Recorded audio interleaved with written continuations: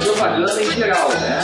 Temos os copos, as caixas, ó, bacana as caixas, caixa para 4, caixa para 1, ó, todas elas têm a menos muito importante, um suportezinho, para na hora do motoboy das lá, não quebrar o couro. Temos as bags também para o motoboy, aqui são bags especiais para elas, tá? Temos caixa de 2 também lá no final, tá bom? Temos a batata no palito, outra novidade. Temos o copo duro, a batata no palito e a gente tem couro. Três novidades que eu posso dizer, uma delas você não conhece. A batata no palito nada mais é que uma batata cortada no formato especial. Também é frita, né? Então você pode comer andando, no show, no rodeio, em qualquer lugar, se você imaginar que possa comer, você vai comer, né?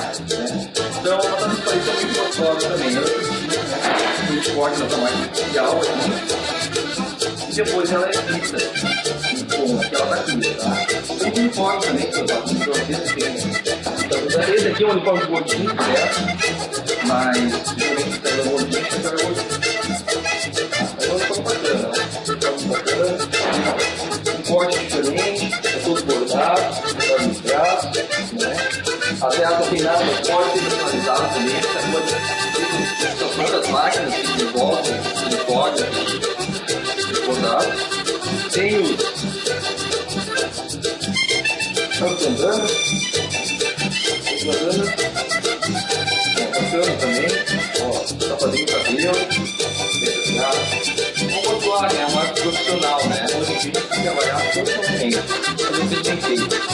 Então, quem ver como é que corta uma batatinha, vamos botar uma batatinha. Pega a batata, primeiramente ela é com casca, ela é lavada, seca, limpa bem ela, lava bem, tá? Depois vem essa máquina aqui, e aí tu vai pescar a batata. Pega a batata. Depois empurra pra dentro e fecha. Ó, o processo é fácil, é rápido, não cansa, nem custa. Pronto, cortada a batata.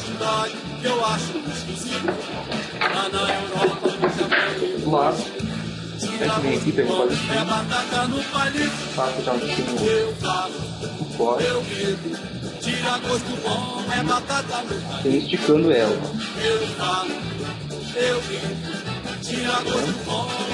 Pô, batatinha show de bola. Eu fiz um evento com ela, foi loucura. Não tô vendo a minha. Batatinha que pode cobrar R$2.